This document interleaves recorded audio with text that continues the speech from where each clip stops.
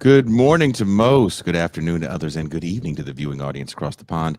I am your host, Jason Miles, here for another episode of This is Revolution Podcast. If you are new to the channel, thank you so much for joining us on, for me, what is a very lovely Saturday morning. If you're a returning listener, subscriber, or one of our very valued patrons, fuck yeah. So glad to have you back with us. Recently, I was the guest on a few shows, and those interviews are finally live. I was a guest on Strange Exiles with former TIR guest Bram Gieben, and I was on Unaligned, hosted by everybody's favorite person to hate, Anna Kasparian. I'm sure you guys will have a lot of mean things to say, but I will put links in the chat for you guys to check those interviews out. I haven't seen each one, but I vaguely remember doing them. No, seriously, they were great talks. And then I kind of had a bit of a heated discussion. Bram and I got deep, as we usually do. I really like talking to that guy, and I can't wait to bring him back on this show. Also, if you guys didn't know, Bram is part of Revol Press, something I'm proud to say I'm a part of and will be contributing to, or I am contributing to, their heavy metal compendium. How awesome is that? Also, we have live show news. If you live in the San Francisco Bay Area and want to see us live, well, in April, you'll get your chance. Ben Burgess and I are going to descend upon the area on April 17th, the El Rio, and we're going to be discussing if Trump is the end of history. I'm looking forward to seeing some familiar faces and meeting some new ones. We do have a ticket link, and wherever you are watching or listening to this show, there should be a link in the description. If not, I will definitely put it there. I'm going to put a link in the chat too. You know why? Because I am terrified of nobody showing up. So I want to make sure everybody gets in. But all seriousness, we have a very serious discussion today. These Saturday shows recently have been very, very serious. We've been moving away a little bit from the lighter weekend format. Today we turn our focus on Charles Hopkins, known as Mansa Musa, a figure whose trajectory encapsulates the contradictions of the carceral state, the resilience of political prisoners, and the ongoing fight against racism and capitalism. Mansa Musa spent nearly 50 years incarcerated, a living testament to the state's repression of Black radicalism. But incarceration did not break his commitment to the struggle. Today, as a journalist and commentator for his Rattling the Bars for the Real News Network, he continues to expose the structural violence of the prison industrial complex and interrogate the role of mass incarceration as a tool of capitalist discipline. His story forces us to confront a critical question. Where are the revolutionaries of today? In an era where neoliberal governance absorbs and co-opts radical discourse, why does it seem that fewer are willing to endure the kind of sacrifice that defined the radical movements of the past?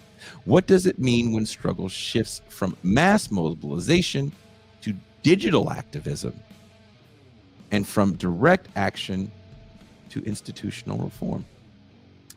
Through Mansa Musa's experiences, we'll explore the evolution of revolutionary commitment, the transformation of radical politics under neoliberalism, and whether contemporary movements can still produce the kind of militants who once saw liberation as worth any cost. Without any further ado, please welcome our guest today, Mansa Musa.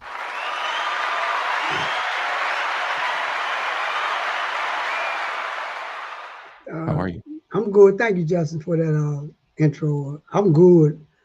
I'm in the Washington, D.C. area, so I'm at where the so-called seat of power is at. And I'm right around the corner from the monument, the Capitol, and all the little. Oh, you're close to all that. I'm really in the heart of the imperialist capital. A bunch of us were in D.C. last summer. We did a talk about CLR James at what is it called? Biscuits and Blue? Did I make no? That's a Busboy and Poets. There you go. Thank you. I knew it had something to do with B sounding words. We Yeah, were busboys and poets. yeah. That was actually kind of fun. We had a good time. Um, you didn't come out. You didn't come hang with. No, I'm just playing. Yeah. But can you talk about your early political development and what led you to radical politics? Oh yeah, most definitely. I got locked up in the 70s, uh, Hmm. 1972. Hmm.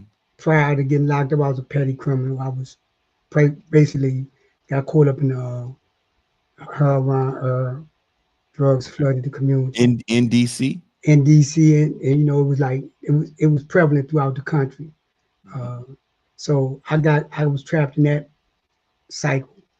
Ultimately, I winded up in prison for committing a crime, and during that period, we had the war in Vietnam was at its height. Hmm. Opposition was right at its height. And well, you wouldn't go by like a day or week or without knowing that mass protests was occurring throughout the country. Uh, Hmm. Watergate was in effect. So now we have the anti-war movement, and we have like the impeach Nixon movement coalescing. You have the Black Panther Party is the repression towards the Black Panther Party almost decimating it. So you couple that, George Jackson got killed, Attica, all that's in the 60s, 69, 60, early, mid 60s, and early 70s. So you have this, and it's like a whirlwind when I get in prison. Now you have, because of George Jackson, you have a mindset in prison that prisoners are starting to look at their confinement through a political lens as opposed to a criminal lens. Like I'm doing time, I did something, and the way he treat me, I expect that and I accept it. Hmm. You had, because they locking up revolutionary, locked up. Eddie Conway was locked up, uh, Assad Shakur, Sudiali Kola, Daruba, all the comrades that was being locked up throughout the country. So now you have this infusion of revolutionary consciousness coming to the prison. So naturally, I would eventually be attracted to that because I recognized that I was given a life sentence, so my chances of getting out legally was slim to none. Uh, and I didn't want to succumb to the mentality that I'm doing time. I wanted to develop a different perspective, and I chose to join a revolutionary collective that we had in the pen called the Maryland Pen Intercommunal Collective. Hmm. What it was really a hybrid of the Black Panther Party because Eddie Conway. And for those who don't know Eddie Conway was a political prisoner that was locked up in Maryland that did close to 40 years. He was set up by the FBI and uh, got out under a case that, like myself, got out under. But he was in the Maryland prison system. So when he came into the system, he came in with the perspective that it's not business as usual. You're not going to treat us inhuman, and we're not going to respond to it. You're going to treat us like we're supposed to be human beings. You provide the things that you're supposed to provide for us. If you don't, we're going to resist. And so this was the attitude that existed during that time. And that led me to start developing a revolutionary perspective because at that juncture, we was having political education classes. We was reading the various revolutionary material, the Red Book, Blood My Eyes, Prison Letter, Marxist, Leninist, uh, all those materials, and develop a revolutionary perspective about how we thought conditions, how we thought that society should be, and how we wanted to influence that direction. When you're getting those materials in there, is it hard to get those books in? Does the prison see Eddie initially as a problem, or do they just not care at first and they give you guys whatever books you want? Now they saw Eddie as a problem, just like they saw us as a problem. Because now, like I said earlier, Hmm. the attitude of the prison population in Attica, the attitude of the prison population in Attica was it's business. You know, we're going to accept it on chin. We're going to take and get paid slave wages to work in ungodly hours and live in inhumane conditions, eat garbage for food, don't have the necessary hygiene. Till they got to a point where the prisoners started coming in there, they had a consciousness and say, nah, it's not business. We're entitled to be treated as human, and we're gonna resist until we we be treated as human. So this was not only in the Maryland system, this was throughout the country. And so now they had a problem with Eddie, they had a problem with me. We wind up doing an exhaustive amount of years behind the door with segregation, solitary confinement. The materials, they was initially it wasn't a problem, but once they started seeing the impact that the materials was having on the mindset of the prison population, then they started censoring. And matter of fact, I had won a case on behalf of us where they took the Black Panther paper. We was getting it. The party was sending us papers in bulk, and they took them and confiscated them and gave me an infraction for having contraband. So I wound up through one of these legal aid organizations that was supporting us, filed a lawsuit that got a regulation came out saying that the censorship had to be regulated, you had to be afforded a procedure prior to taking the material. So now they had a problem with us, and it was understandable.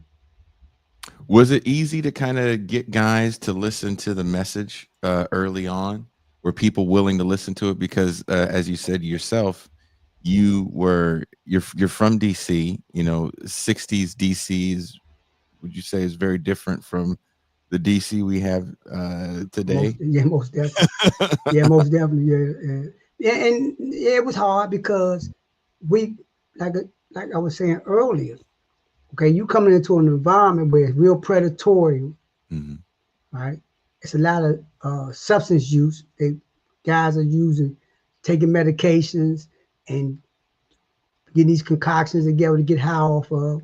You have a lot of alcohol and making homemade wine, right? Yeah. You have a whole lot of prevalent rapes, brutalization. So this is the environment, and this the norm. So you got Eddie coming in, and then you got this revolutionary thinking coming in. So now you opposed to all those things I just listed, and you have to you take a position against those things that I listed. So now you take a position, you come in and you join the revolutionary collective, you join the collective, then you saying I'm opposed to the brutalization, prisoners brutalize no prisoners. I'm opposed to prisoners like, being in the press so depressed that they kill themselves. So we're opposed to that kind of environment where we try to do something to change that narrative and give them hope. Yeah, so it became a problem in and of itself. And we was isolated and singled out, and we was isolated and singled out by the administration, and we was isolated, and they found prisoners that was accepted those slave conditions, house Negroes, that they was more inclined to be in our opposition and create problems for us. But ultimately we prevailed because we had good organizational skills, and we did a lot of organizing the population around the conditions. Was it mainly just other Black prisoners, or were you guys an all-encompassing organization, or that just wasn't happening in prison in 1970s? Right, and you had very few white individual prisoners that would join. We wasn't, exclusively Black prisoners, but you had very few white prisoners that would join Revolutionary Collective. But you had like the Latino. motorcycle. You had like motorcycle gangs Really? that was in the prison. I'm trying to think of one percenters, right? Okay. You had them. They had a group, and they supported us because Really? they was anti-administration, and Gotcha. so we would be sitting on milk crates doing political education. We don't have a room, so and they're not giving them a room, so they outside. All of us in the general area, we like within like we could see each other. So They knew we was about. So whenever we came and said, look, we're boycotting the kitchen because the food is garbage, and we're not going in there. We're protesting, and we would go to them, and they say, okay, we with you. As far as them coming to political education class, nah. But they had their mindset on we're anti-establishment, and that's where I was thinking that we had like the Moore Science Temple of America, which was a religious group, the Nation of Islam. These groups we would go to and solicit their support when we doing things, because we primarily set the tempo on what we thought was wrong and how it needed to be corrected. And how long did it take for you to kind of get hip to this idea? Because I'm sure these ideas are going around as you're, as my grandmother would say, ripping and running in the streets. When you're ripping and running in the streets before you go inside, were there Black Panthers presence pretty heavy in DC where you're from? I'm from the Bay Area, so yeah, they had. Matter of fact, they had. It's kind of ironic you say that. They had a chapter in DC. And I remember when I was coming in from work, they had this woman, she be selling Black Panther papers. And I was like, I'm looking at her like, I'm not trying to buy a paper, I'm trying to get with you. So I would always find myself in that space, and I would always be buying papers from her. So they had it was heavy in DC as was the Nation of Islam. But in terms of like what was more prevalent in DC was heroin. And that mentality was more prevalent in DC during the 60s, latter 60s and early 70s. So that contradiction was hard to get around, mainly when you're young and it's not a lot of opportunities, and you don't have like a wherewithal to understand where you at in terms of your relationship to the system. It's like you look at it from like, I'm just trying to survive the best way I can. And that survival means I'm in this space right here, as opposed to like taking charge and taking responsibility for my own destiny. And if you don't want to answer this question, that's fine. How hard was it for you to kick a heroin addiction in prison? See, for me, I was like right on the brink of changing before I went in. Gotcha. So once I got in, everything with me was, I know I'm getting ready to get a life sentence. Yeah. I know I'm getting ready to go to the Maryland pen. I know it's going to be hard for me to get out. I know I'm not an opposing figure. I know what I'm getting ready to be confronted with. So for me, everything had to be in my right state of mind. And I knew that if I used drugs in prison, I wasn't going to survive. Because unlike in society, everything is a faster pace, faster track, and more vicious and more brutal. Like a guy had come from a prison, Lorton Prison, which was the major prison in DC, had a state charge, and we was in the cell block together. He told me that. He said, man, listen, whatever you do, don't start getting high in prison, because it's a different animal.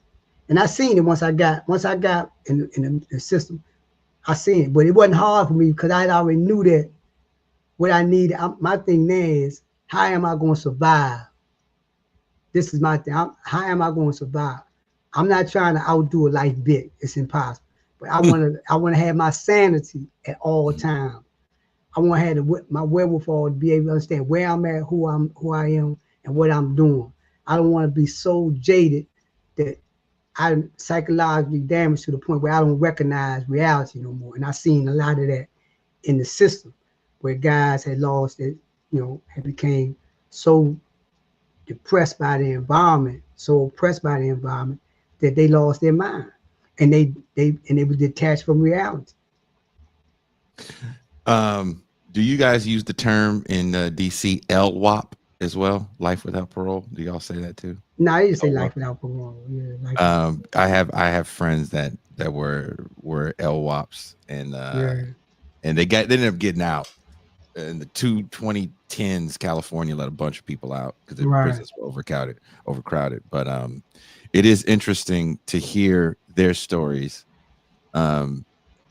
because I think most people imagine if you get that sentence, it's like, well, F it, I'm going to be in here forever, just succumb to whatever my vices are. And I found that the majority of the people that I've come across that had those life sentences pretty much went in and tried to change their lives, kick their addictions. If the system offered education, again, I'm from California, so my Right. system is quite different. Went to school and all that other stuff. Were they offering classes and all that when you Yeah, were there? in the evolution, in our evolution, they offered. They had universities like Coppin State College, which is a college in Maryland, Morgan State College, which is a college in Maryland. They had University of Maryland, so they had major colleges that came into the institutions at some junction, because as the thing with prison and the prison industrial complex is, just like fascism, it evolves to maintain the, its industrialization and free labor. So it evolved, and in its evolution, it evolved where it went from like being more punitive to being correctional. But the correctional aspect, that wasn't correction in terms of providing opportunities for people to correct themselves and get out, but it was more along the lines of, they went from having Gestapo type uniforms to wearing blazers and khaki pants. So you see a different perspective. And with that came more program services was being generated in the institution. Uh, and so that right there allowed for us to start organizing around that. That allowed us to be able to get people to come in off the street and bring, Hakeem Booty, bring prominent political figures, uh, activists, and revolutionaries that come into prison to hold. We would have different kind of classes, or we have different kind of events. We might have during Black History Month. We might have, for the whole month, we might have one week might blacks in politics, blacks in sports, blacks in medicine. Then we bring prominent people in, and have some audience for the population. Eddie organized a thing called to Say Their Own Words, and in that it was like a platform where all these books, talking about books, every book imaginable, we had come in, and that's what they used to do. They used to read books and go up and discuss the subject matter of the book, and they would have prominent people come in to dialogue with. Yeah. How did the state justify your incarceration, and how do you understand it now in the broader context of political repression? But I like I said, I got locked up in '70 in Maryland, so I'm right on the heels of the civil rights movement.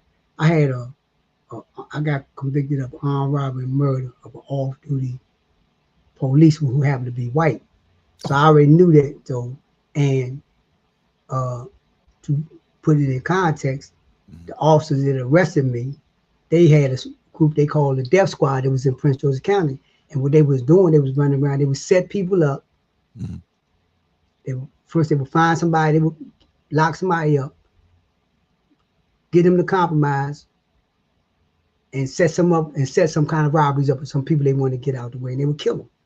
So I was like a target for that. It didn't come off according to script, but they was heavily involved in my case, and I knew that from the way I was set up that I wasn't going to get out. So I understood that my education, my political education, gave me the perspective to understand the relationship between the criminal and justice system and the poor, black, and oppressed communities, poor, brown, and oppressed communities. Now I'm aware that this institution is not set up for justice, but just set up for just us and a representative of capitalism. So that right there, once I became aware of that, then my attitude towards my where I was at, why I was where I was at, changed. And I understand it from the perspective now that this system, the criminal and justice system, is primarily designed for one reason only, to protect capitalism and around the world and protect imperialism. That's why we had the case with the they doing that with the person that's and I can't remember his name, but he got a green card. He is, Oh, the brother yeah, Mahmoud Khalil, that's his name. yeah, Yeah, yeah. And yeah, yeah. but you saying that you use these buzzwords, Mm-hmm. Hamas, Mm-hmm. terrorism, but you don't. This is where we at. This is where we find ourselves now. Hamas, terrorism. We don't have to do nothing other than that. We don't have to present no evidence. We don't have to present no documentation. We don't have to present nothing. We can put handcuffs on you and take you to Louisiana Mm-hmm. en route to sending you back to wherever. Not saying you're going back to a safe environment. Send you back to what en route to going there. You might wind up anywhere. Mm-hmm. You get what I'm saying? So this is what this system is came to now. So when I look at and respond to your question, I understand that contradiction, and that's what really propelled me to be the person that I am today. Uh, I'm thankful for like people like Eddie Conway who mentored me and raised my consciousness, and raised my consciousness. And as we raise our consciousness, it allowed us, those of us that was in the collective, that no matter where we went, we had a mindset that we're going to control our environment and we're going to educate the prison population on how to control your environment. We're not going to succumb to the dictates of the prison administration. We're going to create programs. We're going to get people involved. We're going to create projects and programs to educate the population on how they should look at themselves and not be predatory towards each other, but be united in understanding that if we don't work together, then we're going to be our own, create our own demise. Because they're gonna feed it. The administration is a unstable prison population. It's to their advantage because you can keep us locked down all day and get a check for doing nothing. Come around, count, put some Mm-hmm. bag lunches in the cell, and don't have to come back on the tier for nothing. How hard is it though to get people on the program if you've been kind of, what's the word? I don't want to say de-radicalized, but you make a good point that you're coming in at the tail end of the civil rights movement, and for all the advances of the civil rights movement, right? We can't say that there's not advances in that movement for Black Americans. There's a certain stratum of Black Americans that are left behind. It really does help propel Americans that were already prepared to receive some of these benefits, like home ownership, for example. Um, if you're a young man that finally can get into a union, depending on the field you're in, a lot of these jobs are moving to the Sun Belt of the South and then later overseas. So I understand what you're discussing about coming up in the late 60s and the 70s, and there's not a lot of opportunities.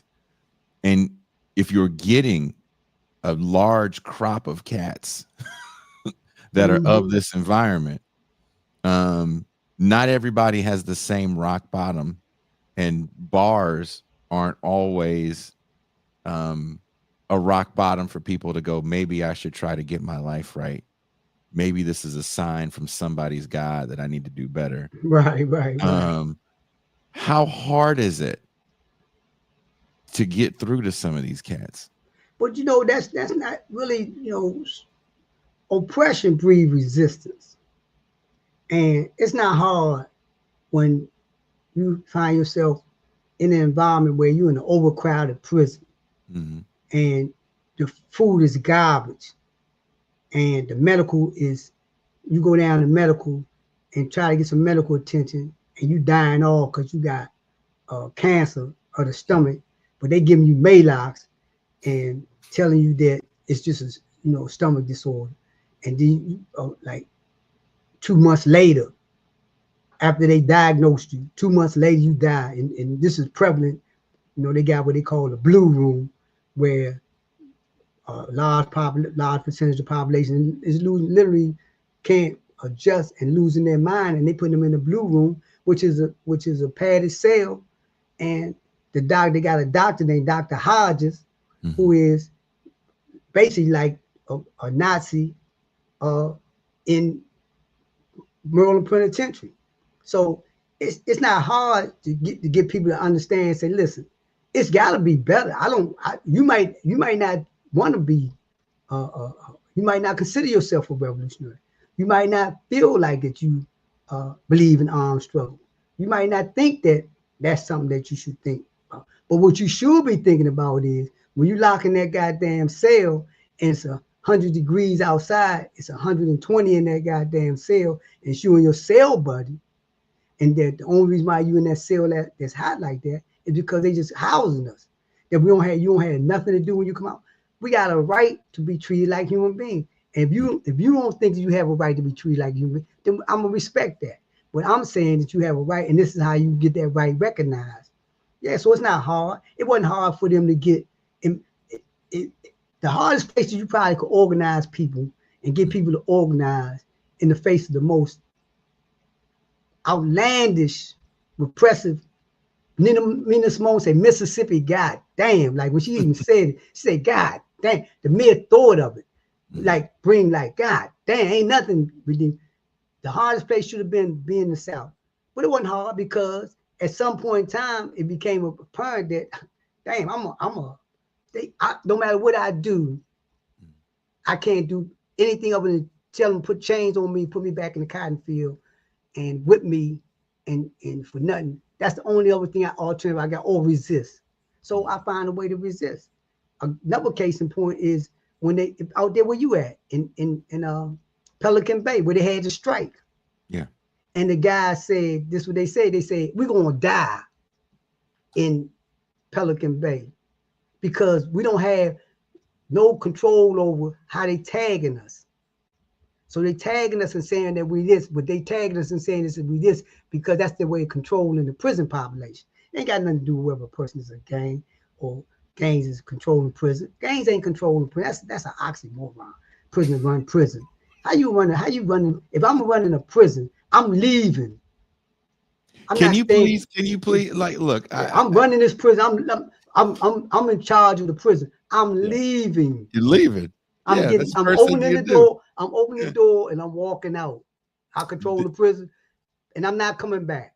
So, but the reality is, and I'll close on this point, the reality is that repression breeds resistance. It's on the revolutionaries, it's on the organizers to understand how to educate people to understand that it's an alternative to this.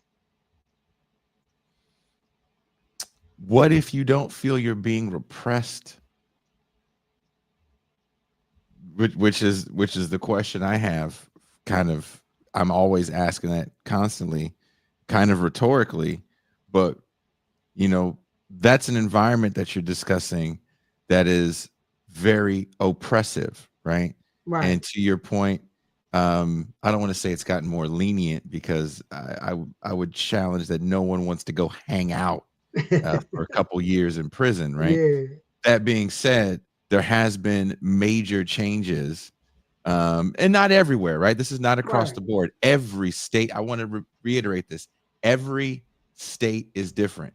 I actually have friends in Alabama prison right now. The images that I've seen from prison in Alabama are disgusting. They look nothing like what prisons look like in California.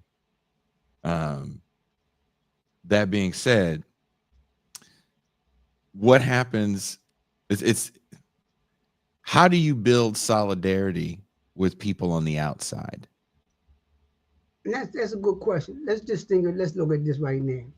Right now, if I'm organizing workers, if I got a union mentality and I'm in prison, the fastest then eliminated hundreds of thousands of jobs under our species that we're going to turn back over to state rights. That workers. So if you're a federal worker, you need to go to a state where you live at and get a job in that state, because the federal government is no longer giving you coverage. It's not hard. It's not hard to get people to understand that you have that this is arbitrary, capricious, and it's repressive. Your livelihood now is on the line. Your two income, your mortgage, your car, Your insurance is on the line. And we had this in common. So we need to organize and mobilize ourselves around our commonality and develop a strategy, not to get back in the federal government, but to develop the infrastructure to support our goddamn selves. And how do we do that? We take our talents and start organizing our talents and create our own and network with each other. So it's not hard when you. I was looking at the yesterday, right? Because right here where I'm at, and they was outside the Department of Education saying like, no, and but I don't. What they shouldn't do, they shouldn't rely on no Democrat and no goddamn Republican, no independent, nobody that's a part of the political structure. They should rely on the goddamn selves and mobilize and build around that. And that's where the organizers should be in them spaces. The union should be in them spaces now.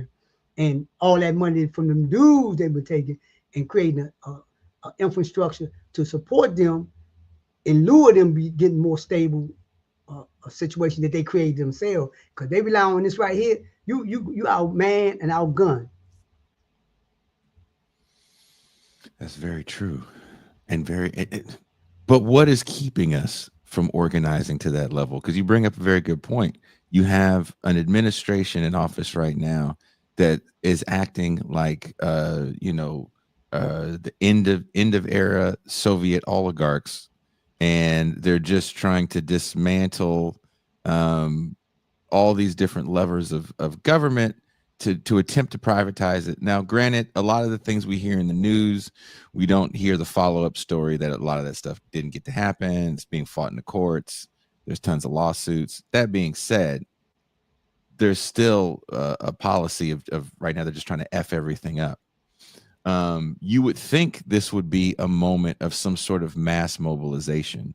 We're just 5 years removed from countrywide, kind of global mass mobilizations in the name of George Floyd, in the name of trying to stop police violence, et cetera, et cetera.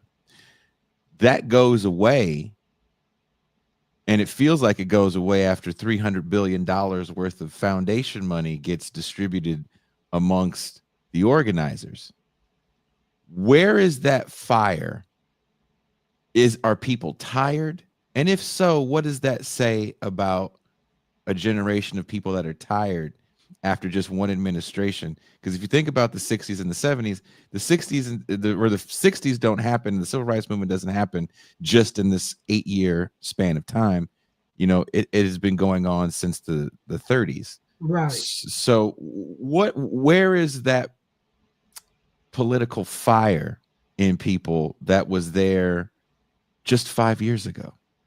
I don't think it's not there, because I was just recently talked to a group of college kids at the University of Maryland, and they got a young socialist collective, and they reached out to me to ask me to come and talk about revolutionary politics, raising consciousness, and organizing.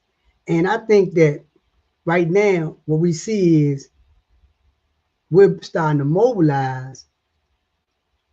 What happened with us was we was lured into, to a large extent, lured into thinking that we had made certain advances.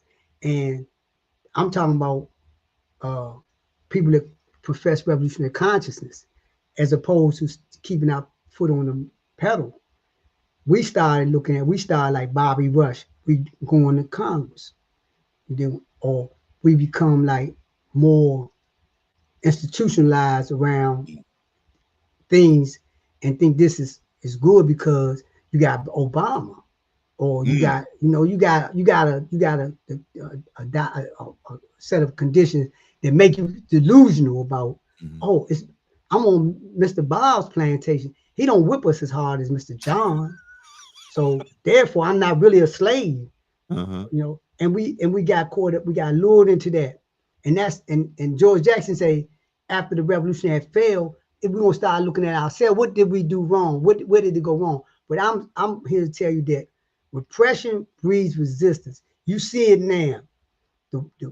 What they doing with the workers in this country, somebody in that union space, they got a backbone, going to come to the surface and start talking about the relationship between labor and the workers.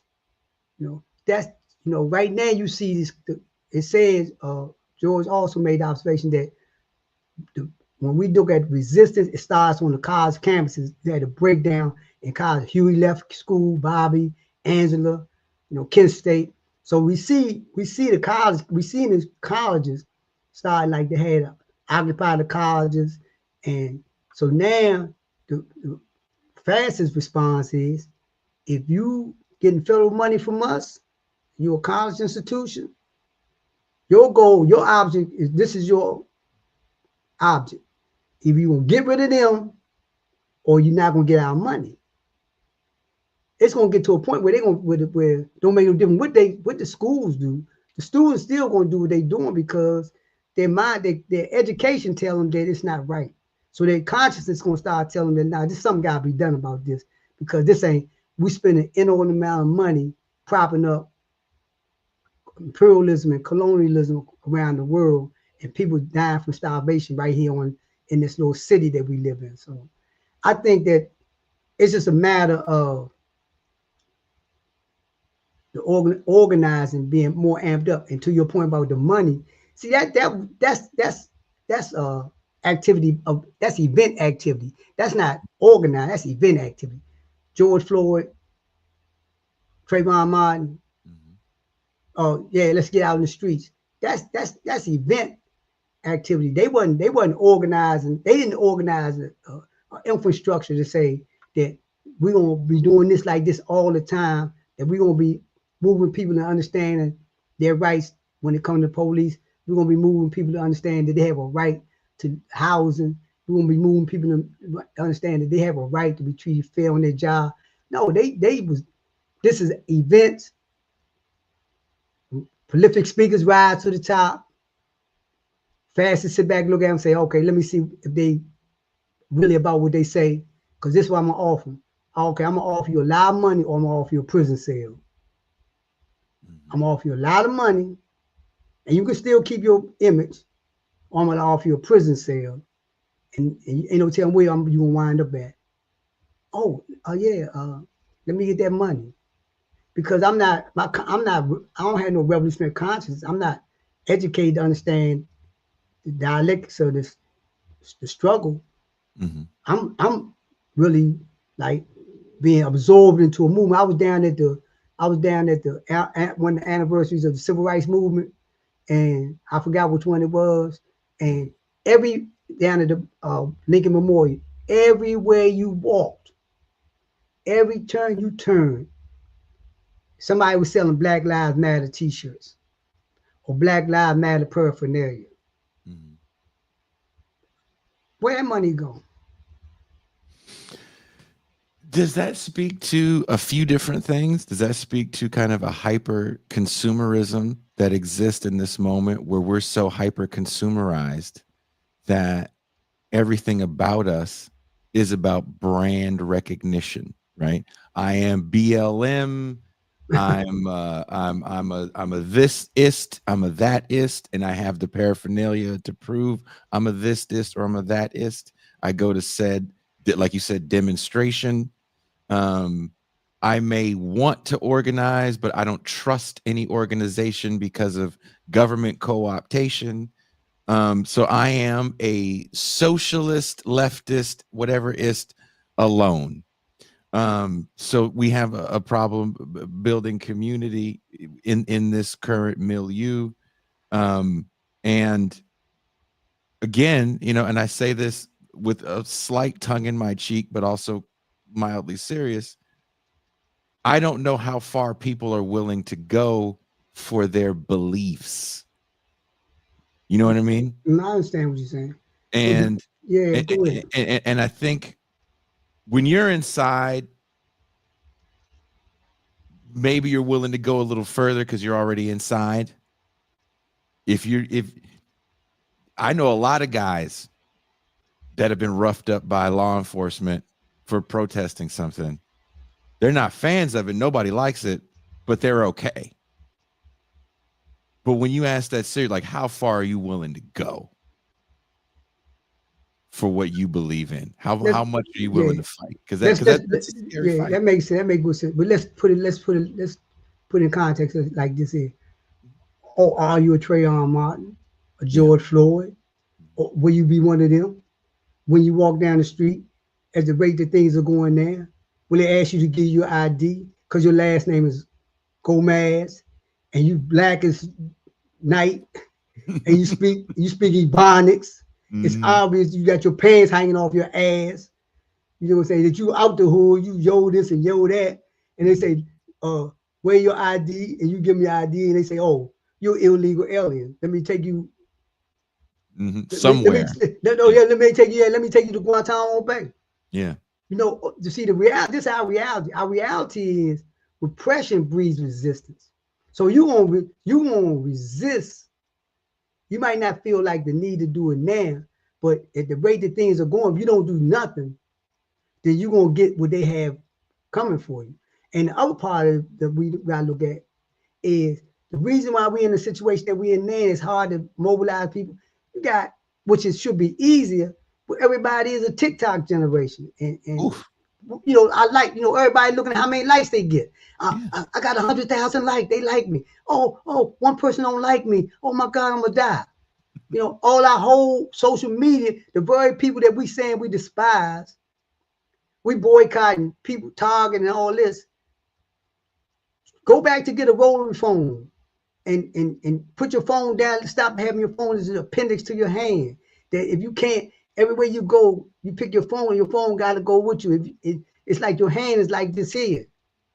And when you don't look and see it in your mind, you got something. Then you say, oh my God, I don't have my phone.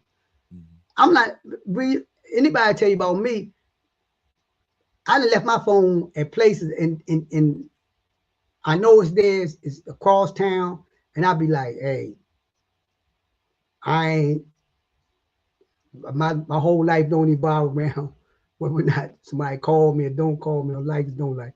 I know how to communicate with people when I need to. But that's our situation we find ourselves in, Jason, is that it's not hard when you educate people around their day to day. It's not hard. And that's why who would say, when he say the greatest threat ever, to prevent the rise of a black messiah, no, to take that further, to prevent the rise of conscious people that can mobilize people to become conscious about their conditions, that will put them into a protracted state of mind and move. We had in the 60s, we had Puerto Rican nationalists, we had the black nationalists, we had the party, we had the Rebel Underground, we had white radicals, we had war resistors, we had a coalition of people that was willing to stand up in opposition to capitalism and imperialism because they seen the impact it was having on them. When they started seeing them body bags coming back, when your whole neighborhood was decimated, I told the story the other day, when my brother graduated from school in '66, his whole class that graduated got drafted to go to, if you going, you had a choice, Army, Navy, Air Force, or Marine, but you're going to one of them institutions, and you're going to wind up possibly in Vietnam or supporting that mechanism. So at the end of the process, it's really about us, those that claim to be conscious. What are we doing? Because people right now are objective conditions exist, and the objective conditions is what we see going on with Trump. He was just down at the Justice Department saying, I'm turning this institution into the institution that Hoover envisioned, and I don't have no opposition. I'm turning this into COINTELPRO on steroids, and I'm gonna come and get you. And if you don't like it, I got the courts to back me up. When he's talking about the court, he got the Fourth Circuit Court just ruled that he could continue to do what he's doing. One of the most conservative appellate courts. Well, he put a lot of those people on there. He put a lot, and that's why I say that it don't matter, because when at the end of the day, you tell a person to take a severance, I'm taking the severance, then you say, oh, now my bad, your last paycheck was your severance. Yeah. And you don't have the quarters to meet your retirement. So you go work at McDonald's or you go work somewhere, but you won't find yourself in a space where, everybody, I gotta do something about this. So and you're gonna come to a place in your mind where I'm organized around this. That's why you see people, it's fragmented now, but they moving. And I got faith and confidence that people going to resist what's going on. I'm not confident in the Democrat Party. I'm not gonna have no confidence in the Republican Party. I'm not gonna say they're both the same. I don't have no confidence in none of the political system. I got confidence in people and people doing what they're gonna do because according to how they feel about the way they're being repressed. And they'll start out as mobile, but right now they're moving. People are moving, and they're moving in a direction because it's a recognition that I don't have no choice. It is interesting because there's one segment of the labor movement that I don't hear too many people talk about, which is the gig economy, which is a bit of a misnomer, right? We call these people self-employed individuals that get 1099, but actually, if it wasn't for these platforms, these people wouldn't have jobs, right? So Uber, Lyft, the food delivery services, which, to your point, if you do cash out early and you think you're going to get a severance, you don't get a severance, you're probably going to be relegated to this kind of overpopulated market of people that cannot organize, right? Even in California, we had a bill that did pass some years ago called Assembly Bill 5, which said that these people were going to be employees, but they couldn't unionize. Even with that caveat, that very important caveat, the tech sector fought and spent hundreds of millions of dollars to create a new bill to say, no, you're not an employee. And of course you can't unionize. And maybe we'll give you these kind of BS benefits and we'll change things here and there. But honestly, we won't make it better for you. And this idea of market disruption through the tech sector, I think is kind of a fascinating thing because there's this moment in the 90s and 2000s where a lot of people are fascinated by quote unquote innovation, which had already existed for a long time in the public. Right. Touch screens and all that stuff had existed for a long time. But by the time we get the rise of the iPhone, we changed the way that we consume music. And we get to the streaming era and all this stuff. And of course, we change the way we transport ourselves through Uber and Lyft. Like, to your point about the phone being an appendage, for a lot of people, that appendage is a necessary one, right? Where's my phone? Where's my phone? And it's like, it's not just so they can check their Twitter. No. I was on a date last night, and the young lady I was out with, we took an Uber from one side of town. I live in Mexico now. We took an Uber from one side of town to the other, and she couldn't find her phone, and it was like date over, right? And it was, we were having a great time. I was doing shit, brother, I ain't done in hella long. She's like, you want to go dance? I was like, yeah, let's go fuck this. We're dancing, we're having a ball, and then she loses her phone. Chip in her head went out. Oh man, night was over. I walked into her house, which was in the hood of Tijuana. And I had to get back to my car, and I didn't know where it was. And she just looked at me and she said, "Hey, just walk that way. You'll find a nigga." Just like so, the phone is an appendage for people. It's their alarm. It's how they do their banking. It is how they communicate. Because, like you said, no one has a house phone. So there's this weird way where, not weird, but technology has infiltrated labor in this way, because we also it's also so there's not just one factory that you're going to organize, right? Right. Everything is separate. It's not just the Amazon factory, it's the Amazon drivers, and a lot of those drivers are third-party people. There's different aspects to the distribution network that includes so many third-party individuals. So you can't just shut down one place. You have to shut down many places. You have to work with a lot of different actors and companies. And I don't even know too many people that are trying to do that research to find out how all this stuff works to try to bring capital to its knees. So the responses that you seem to have that I've seen from people, I don't know if you see this too. It's like, don't buy anything on February 28th. Yeah. We're going to shut capital down by not buying anything, but we're still going to take Ubers all over the place. And we're gonna use our phone to order food. We're going to order. We're not going. They, I'm not coming out my house to buy it. You ain't say don't order it. And how does that? And this is what I want to get back to, kind of the original point of this. You sat down inside for decades, and you're out, and it's not like you're done. It's not like, okay, I'm finally out. Now I can relax.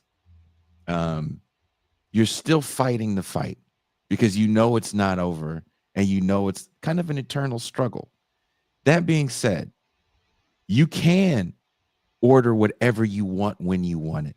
You need a ride somewhere, before you know it, the car is in front of your house.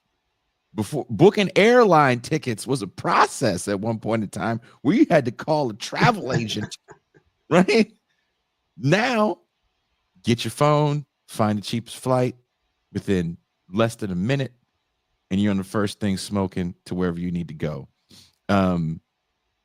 Do we live in a moment where we have no patience for revolution? I don't think it's that we don't have no patience for revolution. But we definitely live in a moment where we've been conditioned to be robotic, and that right there is problematic in and of itself. But in terms of revolution, and I'm unabashedly a revolutionary. I don't claim nothing but that. I believe in all the tenets of revolution: armed struggle, separation of the relationship between the property, all that. I'm in that space. When Eddie and them got out, before he got out, his wife, Dominique Conway, this is what we do. They took a house down in the projects, in a depressed area in Baltimore. They took it and turned it into a community center for the community and for our children. But before they took it, they researched and found out it belonged to the city. And it was just abandoned right there. So they took it and put them on blast. We taking this property for the community. And they invested in it. They got the community invested in it by having their children come there and do things, feed them, and create an atmosphere where they could be children again. So the community felt the need to protect it. The city say, oh, well, hell with it. Because they knew that they were going to get some resistance, because it was down there where the guy, Freddie Gray, had got killed. So we organized. So even now, when we look at what's going on in society now, I'm reminded of how the kids, that when they had the Sandy Hook shooting, and the young kids said they wanted to get something done about guns and the ability for people to get weapons. They organized over 40,000 people, kids, to come to DC and express their concern. But they did all that online. They started talking to each other, and they told their parents, "Hey, listen, we going down here, just like you say, we can rent up, we can put the money together, we can go online and get a bus. We can even get a chaperone. We can do all this through the technology." So the parents say, "Okay, we're going to chaperone you." But once people start realizing they not going to stop. So you don't have no choice. Claude McKay say, back pressed against the wall, dying but fighting back. The wall is getting closer to your back. You're not getting closer to the wall. You can stand still. The wall is getting closer to your back. The wall is moving towards you. So the choices are limited. Like he said, they saying under our species of state rights, we eliminating the federal government as it exists and turn it over to the states. And the states that's gonna get the lion's share of the money is states that support him. Yeah. So they're gonna get the lion's share. So if you want to get some money in a state, if you want, then what you want to do in your state, you could be neoliberal, you could be ultra liberal. If you want to get some support in your state, then you're gonna have to bow down to the king. And then when you bow down to the king, that means that now you're gonna have to take and do what the king say. Oh, no gender, transgender, DEI, blacks, Mexican, Native Americans, poor whites, none of y'all should get nothing. So if you put money into shelters, you need to stop that, because we need these people to be locked up to keep the prison industry alive.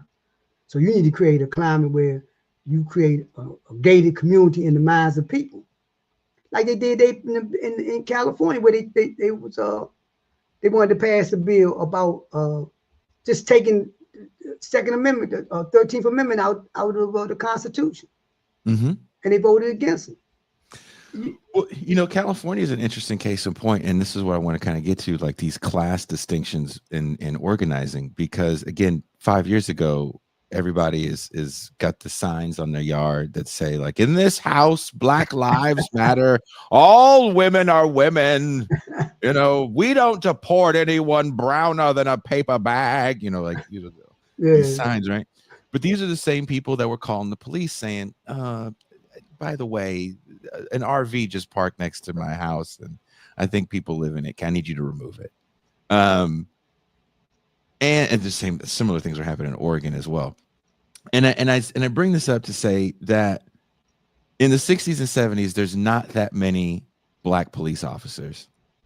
Where I live, or where I'm from, because I live in Mexico now, where I'm from in the Bay Area, as they started adding more people of color to law enforcement. So like Los Angeles County, I believe is majority minority. New York definitely is majority minority. I can't speak to where you are, but there's a lot of Negroes there, and I'm sure there's quite a few of them in law enforcement. Where I'm from, it pays really well. You walk in the door at a 6-figure job, so you can literally lift yourself into a better class position with a job that also offers benefits. How strategic has that move been to kind of demobilize any sort of radicalization? Because even in the Latino community, which you see, again, I'll just use California as an example once more, where you have, I don't think it was a majority, but more Latinos voting for Trump, and you have these deportations that are so massive that it's changed the way commuting looks. Yeah, you better know the border, yeah. It's easier now because so many people got snatched up, and they're afraid that people are not going to work that actually had paperwork to cross the border. So how does that integration into that level of power really change your ability to organize or even radicalizing of people? It doesn't, because, like I say, I'm gonna keep hopping this point. Repression breeds resistance, and the police are gonna become. Remember, we was like divest. Now he's saying no, reinvest, but more importantly, train them in military type operations and tactics. So the response is they anticipating opposition. They know that people are not gonna sit back and just accept this. They're gonna be in the streets. They know this. They know that the more they do, the more they repress people, the more people won't respond. It's just a matter of what it look like, their response. So the police, that's why they incentivize them. I'm gonna give you a lot of money, but now you're gonna become the Gestapo. You're gonna become an occupying force in our neighborhoods. The relationship between us always been contentious. So your presence is going to remind me that I don't have the ability to move around like I suppose I have the right to as a citizen. So you're going to become the object. That's the, so that contradiction right there has already been played out before. So it's not a matter of how you organize. It's a matter of who the leadership, developing leadership in this space. Because that's really what's lacking, a consensus or leadership consensus on what we should be doing. And that's where, when you say, where are the revolutionaries at? Where the revolutionaries at is they're doing that. They're organizing political education events. They're raising people's consciousness about revolution is possible. Dauba Moore, he was just in Howard University. Dauba, he was just in Howard University talking about that. Muta King, Jalil Muta King, they're organized in these spaces. We're getting ready to develop a political education institute in Maryland, where the whole design is to bring people in, kids in, college kids in, and educate them, raise their consciousness about organizing, understanding the contradictions, understand the dialectics of this of the capitalism and fascism and imperialism, understanding the impact it has on people, and organize people around their day to day. You cut Medicaid, like, I don't care what we say about how we look at it. More poor white people are on Medicaid. More poor white people get medical insurance than poor black. So you cut Medicaid out. They don't have medical. What they gonna do? They're not gonna sit back and say, my child is sick.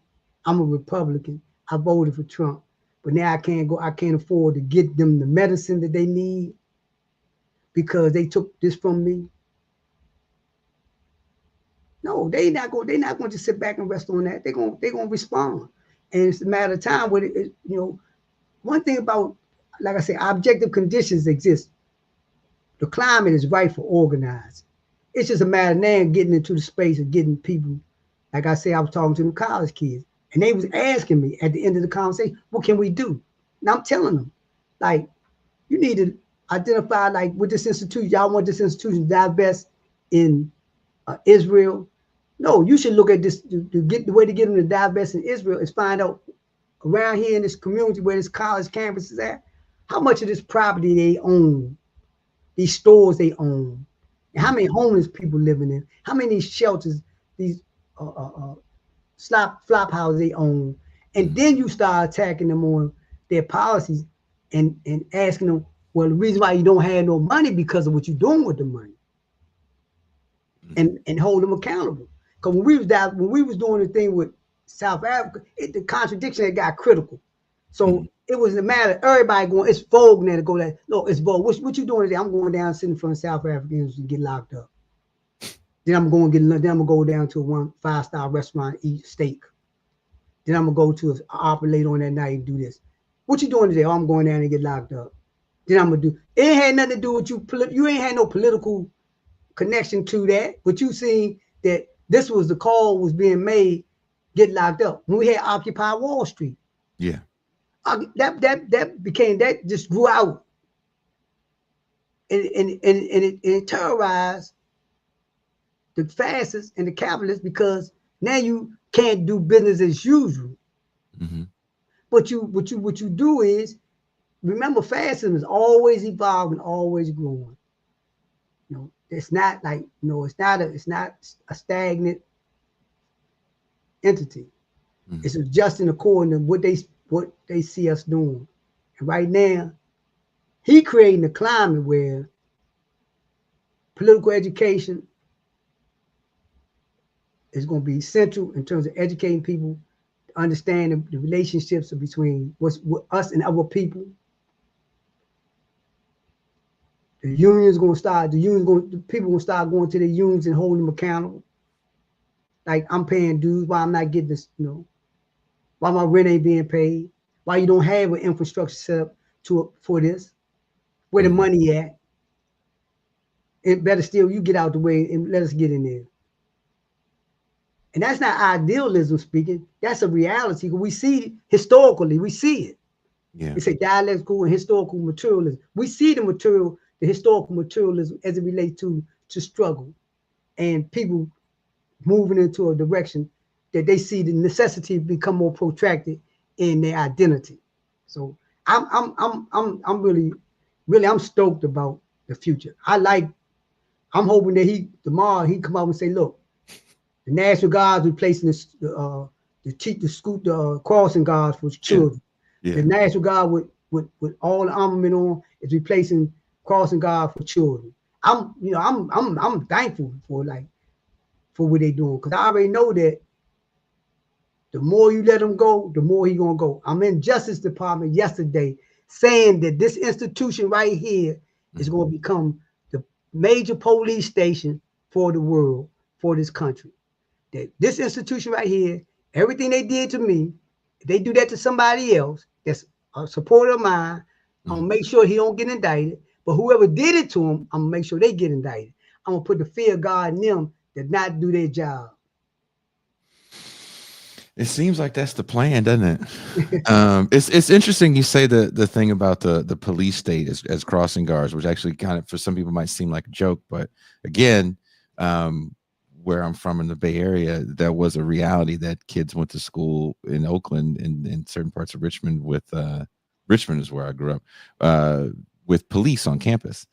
And when the police were removed kind of during that moment, right, that 2020 moment where there's a lot of initiatives that are kind of going through, there was some skepticism by certain people. Fast forward like a year and a half later, and all the positive movement into saying things like probably shouldn't have law enforcement acting like crossing guards, because if your kids get in a fight at school, they now get arrested. And these are just things adolescents do that shouldn't be felony charges. They shouldn't be misdemeanors. They're just things adolescents do that for time immemorial, schools have handled on their own quite well. We don't need law enforcement to step in for some of these things, for the majority of these things. That being said, there's been a call in the Bay Area to bring more police in. The same people that were out there, again, with the signs on the yard, we need more cops. And not because of 80s and 90s era drug related issues. Yeah, ain't nothing there. Right? Yeah. It's gone, right? The biggest drug we got now is fentanyl. And there's no street level fentanyl dealer bigger than Big Pharma. So the gangs of the 80s and 90s, they may still exist, but nothing to the level that they existed in that era. But people, for some reason, are acting as if they're more afraid than ever because of generally property crime. Right, and to take it further, they remember now, they always creating a narrative that the boogeyman is right there. Carjacking, the boogeyman. Breaking in your house, the boogeyman. Can't walk down the street, the boogeyman gonna hit you in the head. So they always taking an isolated incident or in generality and paint it in such a manner where people become fearful that, oh, this is happening. But I'm being conditioned to think that I can't get in my car because somebody gonna jack me. Grand theft auto. So I'm conditioned to think that, and the fascists and capitalists, they promoting this. They control the machinery. They keep the message out. What they say in Nazi Germany when they talk about the propaganda, create a message and repeat it over and over and over again. People gonna begin to believe that. And but the reality is that this is about creating a police state and getting us comfortable with the police being around, then getting us comfortable with the police having people with their hands spread eagle up on the fence, then getting comfortable with the police just blowing somebody's brain out. Then we become more and more comfortable with repression because we've been conditioned to think like that. But I'm going to tell you that it ain't going according to script. He doing us a favor, man. Really, he is. This system is starting to become, people gonna start recognizing for what it is, and they're gonna support whatever movement take place. They might support it with their money. You know, they might support it by just not going somewhere, but support it they will because they're gonna be affected by high taxes. You know, uh, can't turn. Got every time you come out, you gotta show your passport identification. You know, you can't. Oh, I was one of the ones that voted for the police, and you know, but now they locked my husband up because his last name is he got an African name. The African name is similar to somebody they didn't identify that is identified with Al Qaeda. So they locked his ass up, and then we can't. Yeah, because they not. The man was, and I repeat this, the man was at the Justice Department yesterday and said, I'm making this institution, I'm empowering it to become the wing, the military arm of the United States of America. Ain't no such thing as posse comitatus, you know. Damn. You know, nah, we ain't doing that. This is it. We can put him, we say to the federal government, they can do it. But really, you look up and say, damn, he look like he come from the Marines. He look like goddamn Marine. Matter of fact, he got U.S. Marine on his. What he doing standing right here, taking my ID? Well, I want to first of all thank you for taking the time to talk with me today. It's been over an hour.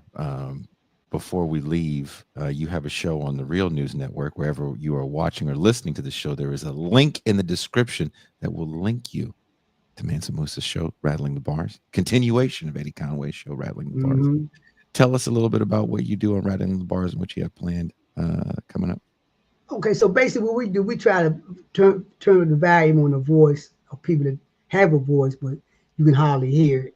And that might be the voice of transgender prisoners that's being subjected to arbitrary and capricious housing based on Trump's sense of morality that regardless what your gender is, if it's not your birth gender, then you going back to you a female, I'm gonna put you in a male prison.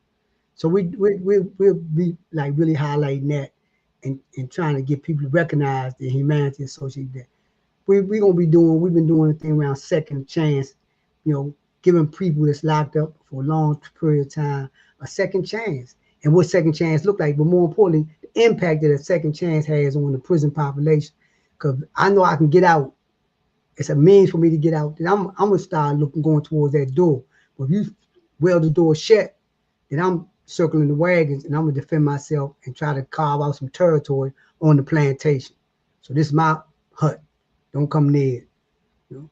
And we've been doing a series of things around people and the impact that a lot of these policies that this fascist dictator is implementing having on people, poor and oppressed people. Because right now, if you don't have a place to live and you fall out on the street from exhaustion, you might wake up and find yourself, you will have a place to stay. It'll be in a prison cell. So we want to make people aware that no matter where you at, no matter who you are, no matter what your color is, if you're in this country, you're subjected to find yourself with a jail number and a whole lot of time, and you won't even know how or why. So that's what we're doing, and it's the outgrowth for Eddie Conway. Eddie Conway was a revolutionary. Eddie Conway believed in revolution. He was a staunch advocate. He was unabashed. He didn't sugarcoat it. And so we'll be doing these things, and we look forward to people. This year we asking people to comment on what they see from us, so we can get a feel for their understanding, or maybe they can give us some insight to some things that we haven't taken into account. Well, again, his name is Mansa Musa, Charles Hopkins. Wherever you're watching or listening to this show, there's a link in the description to watch his show on the Real News Network. What day does it air? Well, it airs every Monday. Okay. It comes out, so it might come out, episodes staggered, so it might come out every Monday or every other Monday, but Monday it comes out. Well, again, I thank you for your time. I hope you can come back on the show, and I have definitely. another co-host with me, Pascal Robert. I'm sure he would have a whole litany of questions to ask you as well. But I appreciate your time and talking with me today, and I hope you have a good rest of your day. Thank you very I much. agree, and like I told you earlier, like this is like we call them political education. So I really enjoyed this conversation, and it's to your audience and your viewers. I'm imploring y'all to support this medium, because right now for us, alternative radio, alternative podcast, anything outside the establishment has to be supported, because this is the only way you're gonna get your information from, and more importantly, to be able to air your views, wherever they might be. You'll be able to aim, because right now, if you don't have popular views, don't go to NBC, ABC, or CBS. And I apologize if I'm putting you under the gun. No, it's Yeah, fine. by citing No, major networks, but no, it's fine. but don't look to them. Look to a place where a person say, "What do you think?" and then let you say what you think, as opposed to, "This is what I want you to say," and if you say anything other than this, a commercial will replace you. All right, thanks, Justin. All right, have a good one. That was a good time. There I go. Hope you guys enjoyed the show. Another intense Saturday. For those that are listening, that will be listening to this later, it'll be an intense Wednesday for you. And if I sound a little raspy, it is because I got home very late. I had a long walk in the darkest. I've never seen the street that dark. Streets.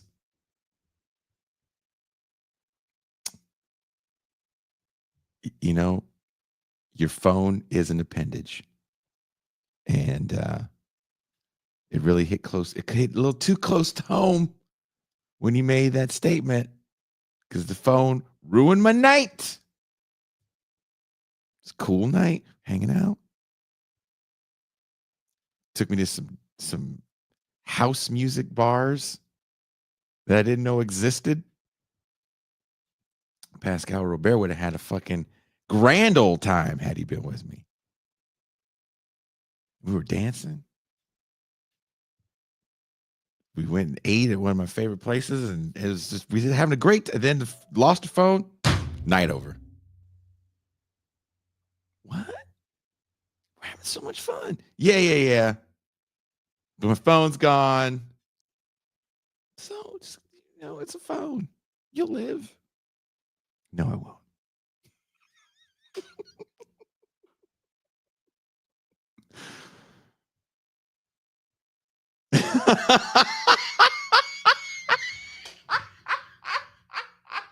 Andrew Robles says Jason had a walk of shame holding his I do not have Chucks. My Chucks fell apart a few years ago. I only have Vans, but last night I had rain boots because it was a little rainy in TJ. Bad Lefty says sounds dangerous. I'm not trying to be funny. I was like, we can walk to my car and I can drive you home. She goes, no, my house is close. I was like, but I don't know where my car is. She goes, it is fine. So I'm not trying to be a dick for a change. And I'm like, this is pretty scary. She's like, yes, it is scary. I was like, I'm going to have to walk kind of far. She goes, oh, yeah, but you are black. You should be fine. I was like, being black doesn't come with a superpower. Like, I'm just black. But you are kind of tall and black. Oh, okay.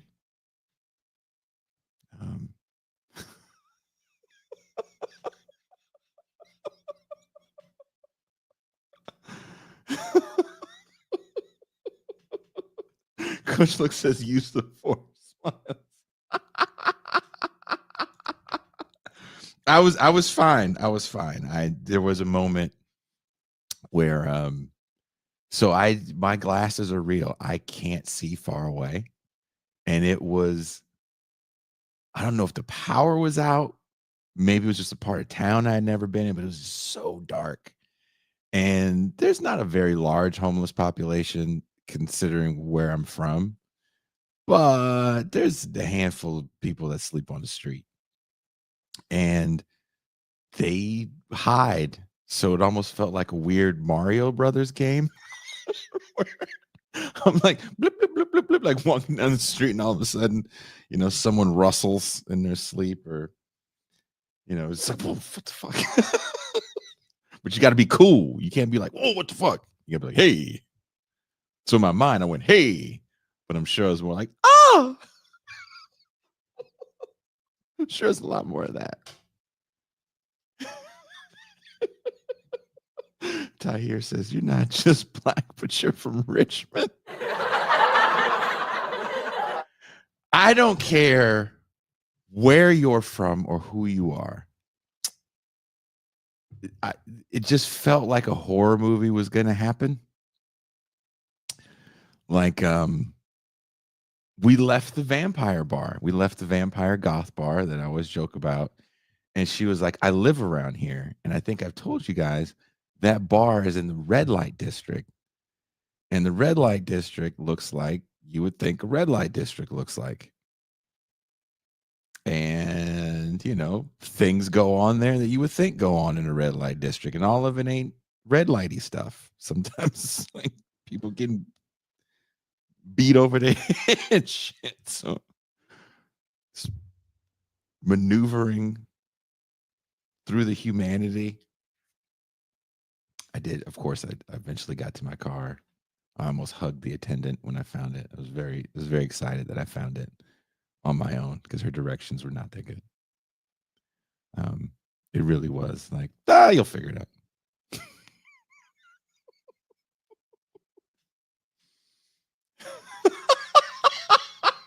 Coach Lick says, become the threat.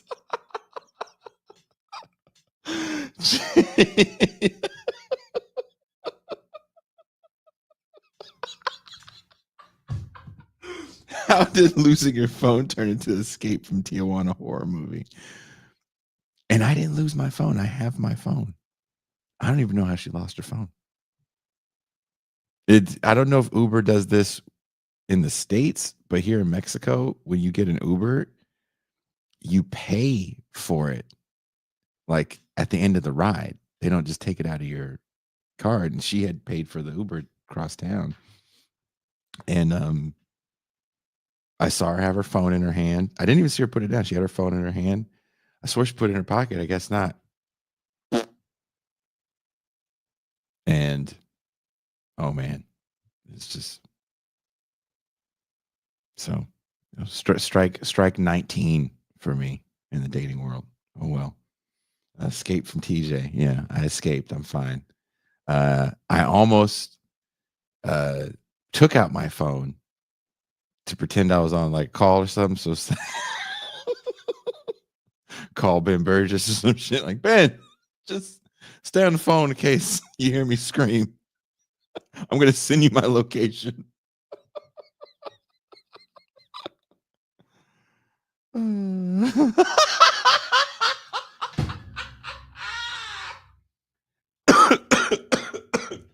Did not.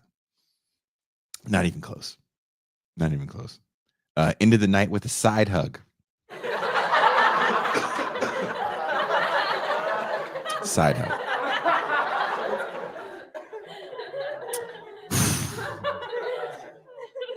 So be back Tuesday. I was going to say Monday, but no, that's getting reschedulable. So see you guys Tuesday. And I cannot remember what the Tuesday show is.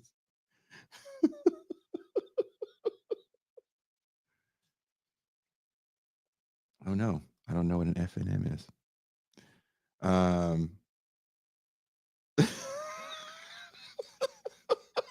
You guys are on a roll right now.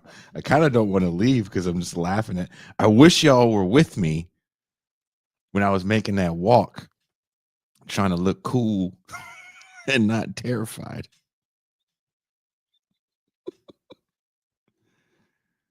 Because I have another friend, and he'd be like, "Oh man, I don't walk around at night like this." So you crazy? here I am going all the way across town. So thank you guys. That was just fun conversation. I should say fun, informative conversation. There were some interesting things said that I'm going to think about. And again, I'll see you guys on Tuesday. And let's go out with some cartoons. Peace.